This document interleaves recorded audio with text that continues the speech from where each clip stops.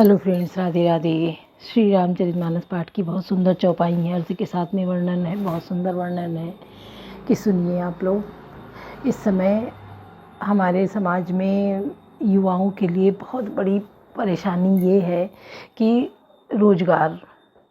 चलिए, रोज़गार के लिए तो हम सरकार ने कर दिया है कि पटरी वाले थे उनको 10-10 हज़ार रुपये दे के स्किल सिखा के, कौशल विकास सिखा के उनको तो दे रहे हैं। वो लोग अपना अपना काम शुरू कर रहे हैं, लेकिन जो पढ़ा लिखा युवा है, जो तैयारी में लगा है, कंपटीशन में लगा है जॉब के लिए, उनके लिए बहुत बड़ी परेशानी है कि जॉब निकल नहीं रही हैं उतनी जितना युवा हमारा तैयारी में लगा हुआ है, जूझ के तैयारी कर रहा है कि जो बड़ी बड़ी पोस्ट हैं, प्री निकल रहा, मेंस निकल रहा, इंटरव्यू नहीं निकला तो फिर से पूरा नीचे सीढ़ी उतर आता है, फिर से प्री निकले, मेंस निकले, तब इंटरव्यू निकले।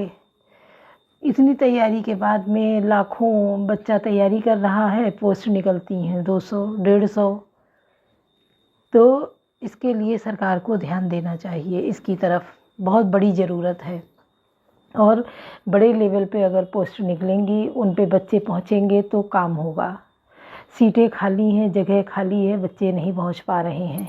और रिजर्वेशन, जो बहुत बड़ी बड़ी पोस्ट हैं उनमें रिजर्वेशन हटा के तब भर्ती होनी चाहिए कि रिजर्वेशन की वजह से हमारा 90% वाला बैठा रह जाता है और 45-50% वाला पा जाता है सीट। तो सोचिए कहाँ से सही न्याय मिलेगा, किसी को नहीं मिल पाएगा न्याय। तो जहाँ ज़रूरत है वहाँ पे आरक्षण दीजिए, और आरक्षण जाति के आधार पे ना दिया जाए, गरीबी के आधार पे दिया जाए, आर्थिक स्थिति के आधार पे आरक्षण दिया जाए कि उसकी आर्थिक स्थिति कैसी है। मान लिया सवर्ण है और उसके खाने के ना घर है, ना कमाने वाला कोई, ना खाने वाला है, मतलब खाने वाले तो 10 हैं पर कमाने वाले इतने नहीं हैं, रहने को घर नहीं है, कितनी बड़ी समस्याएं हैं। तो आर्थिक आधार पे आरक्षण होना चाहिए। गरीब हर जाति में है, अमीर भी हर जाति में है। तो हमारे युवाओं की तरफ विशेष ध्यान होना चाहिए कि जो बच्चा बड़ी बड़ी पोस्ट IAS PCS की निकाल रहा है, इंटरव्यू में जाके रह रहा है, तो उसके लिए कहीं ना कहीं जगह होनी चाहिए कि आप इंटरव्यू से वापस आए हो तो आपको ये पोस्ट ज़रूर मिलेगी। ज़रूरी नहीं है भाई, इतनी बड़ी पोस्ट की तैयारी की है और इंटरव्यू में जाने के बाद तो बहुत थोड़ा मार्जिन रह जाता है कि एक पैर उधर रख दो, आप इतनी बड़ी पोस्ट मिल जाएगी। अगर आप उधर पैर बढ़ा के नहीं रख पाए तो आप बिल्कुल नीचे आ गए, सड़क पे आ गए एकदम। एज का रहता है, ओवर एज हो जाते हैं तैयारी करते करते। और इतनी कठिन पढ़ाई है, इतनी कठिन तैयारी है कि जिसको सरकार को बहुत ध्यान देना चाहिए कि ये युवा जो पढ़ लिख के ऊपर पहुंचते हैं, यही देश का विकास करेंगे और सही रास्ता दिखाएंगे, सही मार्गदर्शन देंगे। तो इसमें हमारी सरकार को बहुत ध्यान देना है हमारे युवाओं की तरफ कि इनको सही रास्ता मिले। जब सही रास्ता मिलेगा तो ये भटकेंगे नहीं, भटकेंगे नहीं तो इनको मंजिल मिलेगी, ये देश के विकास में सहायक हो जाएंगे। तो बहुत ज़रूरत है। नीचे लेवल की तो पोस्ट भी खूब भरी जा रही हैं और उनको रोज़गार भी दिया जा रहा है। रेहड़ी वालों को 10-10 हज़ार दे दिया गया, कौशल विकास सिखा के, उन स्किल सिखा के उनको सामान दिया जा रहा है कि आप कमाओ और खाओ। लेकिन जो युवा एक अच्छा सपना देख रहा है, ऊंचा सपना देख रहा है आगे बढ़ने के लिए, उसके लिए क्या प्रयास है? उसके लिए प्रयास बहुत ज़रूरी है कि एक अच्छी सोच, अच्छी बदलाव लाना चाहिए कि जो हमारा युवा सच्चाई, एक ईमानदारी से मेहनत कर रहा है, उसको अपनी जगह ज़रूर मिले। तो जो हमारा ये इंटरव्यू तक जाके लौट रहे हैं, हमारी सरकार से रिक्वेस्ट है कि जो इंटरव्यू से लौट रहे हैं उनको ज़रूर पोस्ट मिलनी चाहिए उनके हिसाब की। तो सरकार तक हमारी बात पहुंचनी चाहिए, वो बात पहुंचेगी, सरकार ध्यान दे और हमारे युवा इस परेशानी से अपने को निजात पाएँ और देश में सहायक बने, विकास में, बढ़ोतरी में, लोगों के नज़रिए में अपना स्थान बना सके।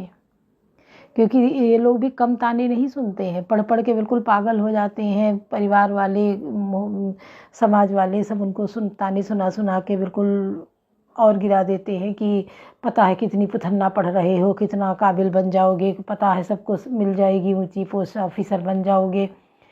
ये ताने सुन सुन के, और जब बिल्कुल लास्ट स्टेज आ जाती है और भाई बहन छोटे होते हैं, उनकी जिम्मेदारियां होती हैं, तो माँ बाप का भी दबाव आ जाता है कि भैया तुम भी आ जाओ, शादी करो तो हम दूसरे बच्चों की शादी करें, आगे बढ़ें, तुम्हारे पीछे हम सबको रोके बैठे हैं। तो इस तरीके से बहुत युवा बहुत आगे बढ़ने के बाद पीछे हट जाते हैं। उनका मनोबल बिल्कुल गिर जाता है। ज्ञान की कमी नहीं होती है, क्योंकि उन्होंने इतनी मेहनत करी होती है कि उनके पास ज्ञान बहुत होता है, पर उसका सही उपयोग नहीं हो पाता है। अब वो कुंठित होने लगते हैं अपने अंदर ही अंदर। तो उस कुंठा से बचाने के लिए हमारे युवाओं को, सरकार को कोई ना कोई प्रयास करना चाहिए, कोई ना कोई रास्ता निकालना चाहिए कि हमारे युवा उस कुंठा से बचें और अपना सही मार्गदर्शन दे के सही रास्ता चुनें जिस पे वो आगे बढ़ें। तो हमारे युवाओं को चाहिए कि आप एक सही रास्ते पे अपना चलें, जो एक ईमानदारी से मेहनत करेंगे आप सच्ची लगन से, तो आपको अपनी मेहनत का फल ज़रूर मिलेगा। हाँ, बिल्कुल टूट जाता है इंसान, तब ये इतनी पोस्ट भी तो उतनी ही बड़ी है, उसके लिए प्रयास भी आपको उतना करना होगा, धैर्य रखना होगा। सबसे बड़ी बात है धैर्य रखने की। अगर आपने वो कठिन रास्ता चुना है, ककरीला कांटों वाला, तो आपको उन कांटों से बचा बचा के पैर रखना है, उस मेहनत से आपको मंजिल पे पहुंचना है, तभी आप वो मंजिल हासिल कर पाएंगे। और मिलती है, ऐसा नहीं करते तो हमारे बच्चे ही हैं, दौड़ते तो सब है, फर्स्ट सेकंड कुछ ही आते हैं। तो वही चीज़ इसमें भी है, वो जोश जोश में तो सभी दौड़ लेते हैं, हम भी करेंगे हम भी करेंगे, लेकिन हर कोई किताब से चिपकना नहीं चाहता है। किताब से चिपकना बहुत बड़ी तपस्या है कि वो खाली एक कमरे में बैठ के वो किताबों से चिपका रहे, उसी को पढ़ता रहे, बहुत बड़ी तपस्या है। और तपस्या हर विभाग में, चाहे आपका ये खेल विभाग हो, चाहे कोई डॉक्टरी की तैयारी कर रहा है, चाहे कोई डांस प्रैक्टिस कर रहा है, किसी जिसे भी आप जाएंगे, भरपूर मेहनत है। जब आप उतनी मेहनत दे देंगे तब आपको रिजल्ट मिलेगा, चाहे जो विभाग हो। आप खेल में ही है, कोई चेस खेल रहा, कोई बैडमिंटन खेल रहा, कोई क्रिकेट खेल रहा, लेकिन देखो तो बहुत पसीना बहाते ये लोग जाके, तब ये सिलेक्ट होते हैं और नाम करते हैं। तो वो मेहनत तो आपको देनी पड़ेगी। आपको भी ये सोचना है, धैर्य रखना है कि सब कुछ हलवा नहीं है कि आप भरे फॉर्म और सिलेक्शन हो जाए। बहुत अतिशय रगड़ करे जो कोई, अनल प्रकट चंदन से होई। जो अतिशय रगड़ करेगा,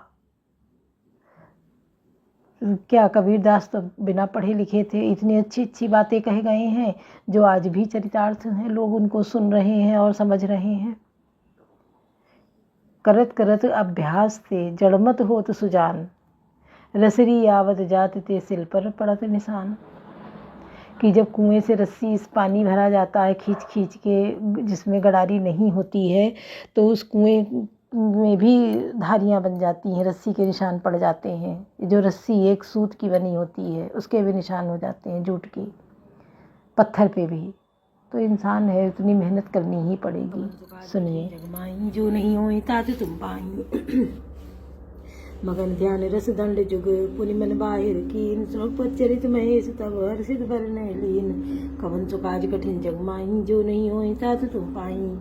शिव जी के 2 घड़ी तक ध्यान के रस आनंद में डूबे रहे, फिर उन्होंने मन को बाहर खींचा और तब वे प्रसन्न होकर श्री रघुनाथ जी का चरित्र वर्णन करने लगे।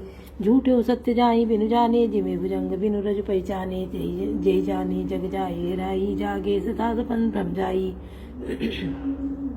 जिसके बिना जाने झूठ भी सत्य मालूम होता है, जैसे बिना पहचाने रस्सी में सांप का भ्रम हो जाता है, और जिसके जान लेने पर जगत का उसी तरह लोप हो जाता है, जैसे जागने पर स्वप्न का भ्रम जाता रहता है। बंदो बाल रूप सोई रामो, सब विधि सुलभ जपत जिस जामो। मंगल भवन मंगलहारी, द्रवौ सुदशरथ अजिर बिहारी। मैं उन्हीं श्री रामचंद्र जी के बाल रूप की वंदना करता हूँ, जिनका नाम जपने से सब सिद्धियाँ सहज ही प्राप्त हो जाती है। मंगल के धाम मंगल के हरने वाले और श्री दशरथ जी के आंगन में खेलने वाले वे बाल रूप श्री रामचंद्र जी मुझ पर कृपा करें। कर प्रणाम राम त्रिपुरारी हरसुदा समगिरा उचारी धन्य धन्य गिरि राजकुमारी तुम समान नहीं को उपकारी।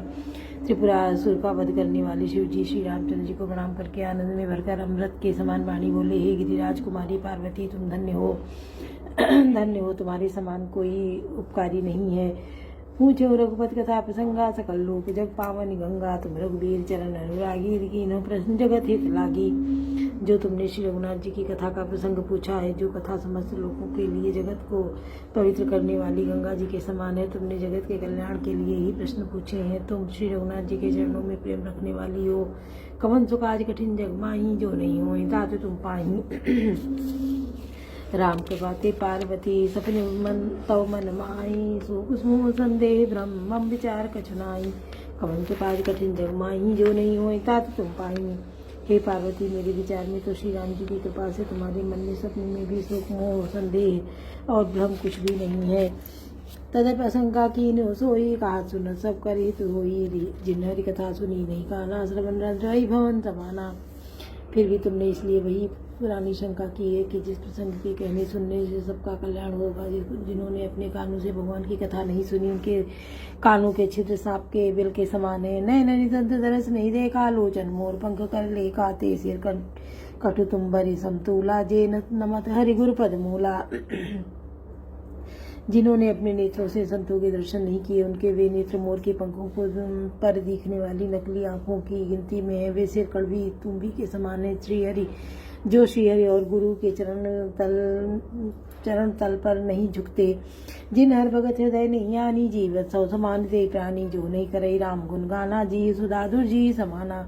जिन्होंने भगवान की भक्ति को अपने हृदय में स्थान नहीं दिया, वे प्राणी जीते हुए मुर्दे के समान है। जो जीव श्री रामचंद्र जी के गुणों का गान नहीं करती, वह मेढक की जीव के समान है। कुलिस कठोर टिटोरोई छाती, सुनी हरि चरित्र जो हर साथी, गिरिजा सुनो राम के लीला, सुरेख तनुज मोहन किसीला। वह हृदय बज्र के समान कड़ा और निष्ठुर है, जो भगवान के चरित्र सुनकर हर्षित नहीं होता। हे पार्वती, श्री रामचंद्र की लीला सुनो। वह देवताओं का कल्याण करने वाली और दैत्यों को विशेष रूप से मोहित करने वाली है। कवन सुख आज कठिन जग माही, जो नहीं हो तात तुम पाही। राम कथा सुरदेन सम सेवत सब सुखदानी, सत्य समाज सुर लोक सब को न सुनय अस जानी। कवन सुख आज कठिन जग माही, जो नहीं हो तात तुम पाही। श्री रामचंद्र जी की कथा कामधेनु के समान सेवा करने से सब सुखों को देने वाली है, और सत्पुरुषों के समाज की सब देवताओं के लोक हैं। ऐसा जानकर इसे कौन न सुनेगा। राम कथा सुंदर कर तारी, संशय भी गुणावन हरी। राम कथा कल विटप कुठारी, सादर सुन गिरिराज कुमारी। श्री रामचंद्र की कथा हाथ की सुंदर ताली है, जो संदेह रूपी पक्षियों को उड़ा देती है। फिर राम कथा कलयुग रूपी वृक्ष को काटने के लिए कुल्हाड़ी है। गिरिराज कुमारी, तुम इसे आदर पूर्वक सुनो। राम नाम गुण चरित सुआये, जन्म करम वग निश्रुत गाये। जथानंद राम भगवाना, कथा तथा कथा की रति गुण नाना।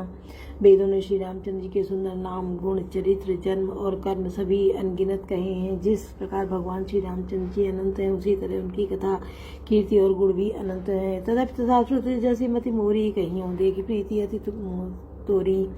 उमा प्रश्न तव सहसु आई, सुखद संत सम्मत मोहि भाई। जो तो भी तुम्हारी अत्यंत प्रीति देखकर, जैसा तुम कुछ मैंने सुना है और जैसी मेरी बुद्धि है, उसी के अनुसार मैं कहूँगा। हे पार्वती, तुम्हारा प्रश्न स्वाभाविक ही सुंदर, सुखदायक और संत सम्मत है, और मुझे तो बहुत ही अच्छा लगा है। एक बार नहीं मोहि सुहानी, तद जदपि मोह बस कयो भवानी। तुम जो कहा राम को आना, जय श्रुति का धाव गाव धरई मोहिनी ध्याना। परंतु पार्वती, एक बात मुझे अच्छी नहीं लगी। यद्यपि वह तुमने मोह के वश होकर ही कही है।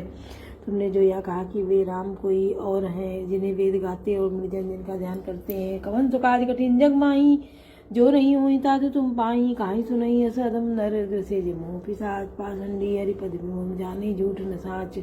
कवन सो काज कठिन जग माही, जो नहीं हुए तात तुम पाई। जो मोह रूपी पिशाच के द्वारा ग्रस्त हैं, पाखंडी हैं, भगवान के चरणों में विमुख हैं, और जो झूठ सच कुछ भी नहीं जानते, ऐसे अधम मनुष्य ही इस तरह कहते और सुनते हैं। आज्ञा कोविद अंधा भागी काई विषय मुकुर मन लागी लंपट कपटी कुटिल विषय की सपने संत सभा नहीं देखी। जो ज्ञानी मूर्ख अंधे और भागीन और जिनके मन रूपी दर्पण पर विषय रूपी काई जमी हुई है, जो व्यभिचारी छली और बड़े कुटिल हैं और जिन्होंने कभी स्वप्न में भी संत के समाज के दर्शन नहीं किए। कहाँ वेद सम्मत बानी जिनके जो सूझ लाभ नहीं आनी। मुकुर मलिन नरुनयन बीना राम रूप देखें किम दीना। और जिन्हें लाभ हानि अपनी लाभ हानि नहीं सूझती वे ही ऐसी वेद विरुद्ध बातें कहा करते हैं जिनका हृदय रूपी दर्पण मैला है और जो नेत्रों से हीन है। वे बेचारे श्री रामचंद्र का रूप कैसे देखें। जिनके अगुण न सगुण विवेक आ जल पाए कल्पित वचन अनेका हरि माया बस जगत भ्रमाई तिरह का कछु अब ठीक नहीं। जिनको निर्गुण सगुण का कुछ भी विवेक नहीं है और जो अनेक मनगढ़ंत बातें बका करते हैं, जो श्री हरि माया के वश में होकर जगत में जन्म मृत्यु के चक्र में भ्रमते फिरते हैं, उनके लिए कुछ भी कह डालना संभव नहीं है। बात उलबूत भी बस मतवारे ते नहीं बोले वचन विचारे। जिनकृत महामोह मद पाना तिनकर कहा करिय नहीं काना। जिन्हें वायु का रोग निपात उन्माद आदि हो गया है, वो जो भूत के वश हो गए हैं और जो नशे में चूर है, ऐसे लोग विचार कर वचन नहीं बोलते। जिन्होंने मोह रूपी मदिरा पी रखी है और उनके कहने पर कान नहीं देना चाहिए।